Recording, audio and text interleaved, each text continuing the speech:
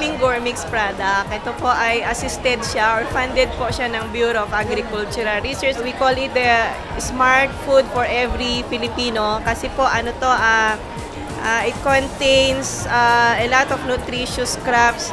Ito po ay may ingredients ng white corn na kino-commercialize din po ito ng DA through DA Bar. Of course, yung adlay na food staples natin. And high-value crops, say yung munggo. Kasi ang region to po ay munggo capital of the Philippines. Ang soya bean po at saka yung vegetable component nito, yung wonder malunggay. And siyempre, ang Pilipino hindi makompleto yung lasang lugaw kung walang ginger turmeric. Okay, so putting them all into one product. So ito po yung naging Gormix. Ito po ay napa-register natin sa BFAD as Pinoy Gormix, and at the same time nakapatent po siya, may trademark na Pinoy Gormix din sa DTI. Yes, sa DTI po, IPO office. So, ang maganda pong impact nito ngayon is that nagiging na po siya, pagkain para sa feeding program ng gobyerno. Especially po, yung nutrition and feeding program po ng DepEd, ng Department of Health, and most especially DSWD feeding program. In fact po ngayon, grabe na yung market. You can find now itong produkto na to in commercial stores in Bicol region. For example, nasa 9 LCC malls now in Bicol region.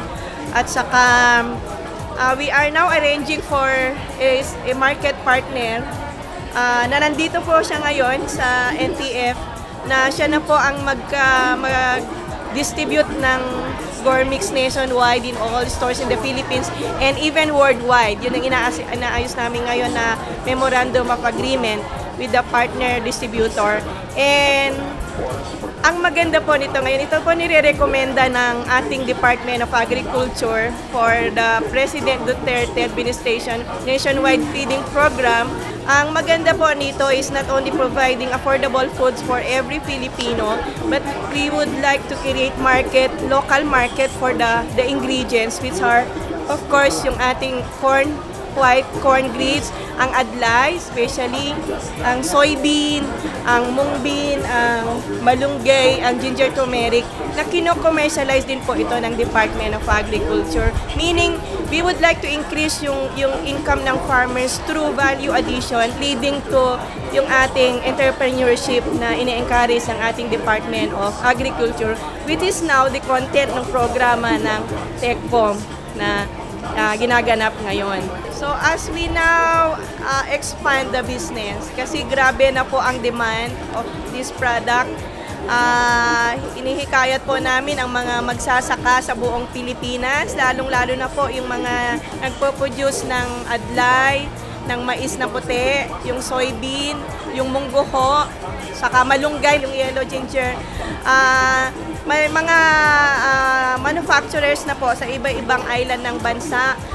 Magtanim po kayo ng maraming commodities na na-mention ko na yon, at kailangan po namin ng marami para po sa produktong ito, para po matugunan natin ang requirements ng buong bansa at saka for export din. So as to latest product we have, Region 2 also came out with this.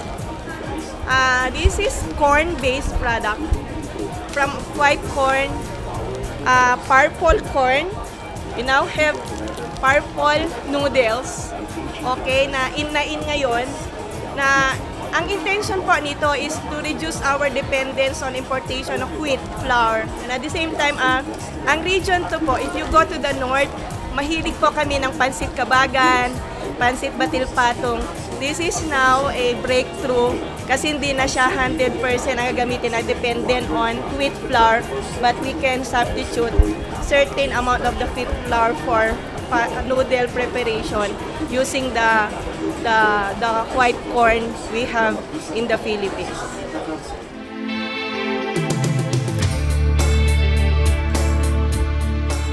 Nag-start kami sa seaweeds nursery, then production. Actually, With that, we proceed to seaweeds processing. And we have also funding from DABAR on technology commercialization project. And that is for product development and value adding of seaweeds. Bale, marami ng mga products. Bale, yung mga ano talaga gumagawa, yung mga seaweeds farmers, yung mga housewives, gumagawa sila ng mga seaweeds pickles, yung seaweeds noodles. Bali, pag may special occasion, gumagawa din silang mga, yung seaweeds leche plan, yung seaweeds morcon, at iba pa. Ang daming products. Bali, ang highly commercialized talaga yung seaweeds noodles. Yung seaweeds noodles nakaabot na din sa ibang bansa.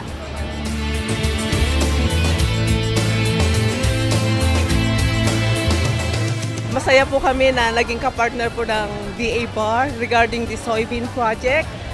Marami po kami ginagawang mga produkto out of soybeans kasi alam po namin na ang soybean po ay napakahalaga sa ating kalusugan. Lalo na sa ngayon, kailangan natin ang plant-based na protein.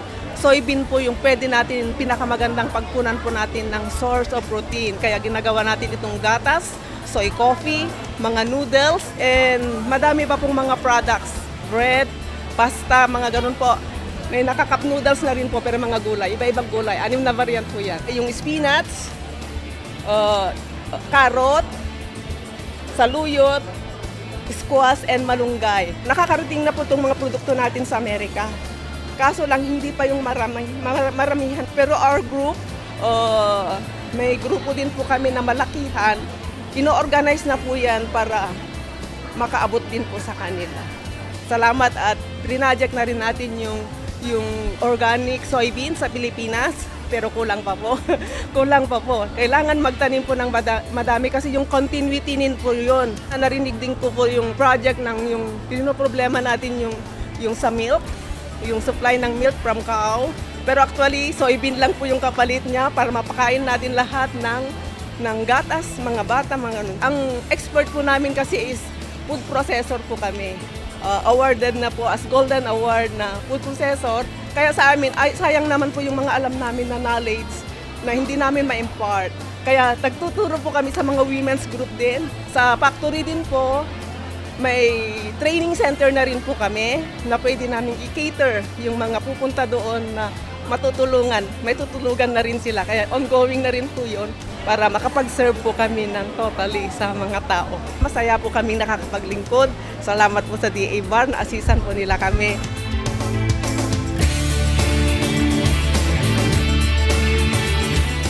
Nandito na naman po kami sa NTF ng sponsor po ng DABAR. Ang booth po ng Kalipi, Tagkawayan. Ang amin pong mga pinagmamalaki, ang produkto ng Tagkawayan, lalo na po yung galing sa Abaca na pinondohan po ng DABAR. Sa ngayon po, maganda na po yung takbo ng project kasi marami na pong mga kababaihang natutulungan mula sa bayan namin. Unti-unti na rin pong nade-develop at gumaganda yung mga project ng mga kababaihan. Sa ngayon po, ito po yung pinapromote namin kasi alam naman po namin yung produkto ng Abaca medyo nagiging in demand po ngayon sa market. So yung isa pa pong project ng BAR, yung indigenous materials, na ito naman pong mga pandan bags, yung aming mga ginagawa ng mga kababaihan. So nagpapasalamat po kami sa DABAR sa pamamagitan po nila. Nakilala po yung bayan ng Tagkawayan sa iba't ibang produkto na dati po yung mga raw materials lang ang dinadala namin sa Bicol, pero ngayon nade-develop na po namin.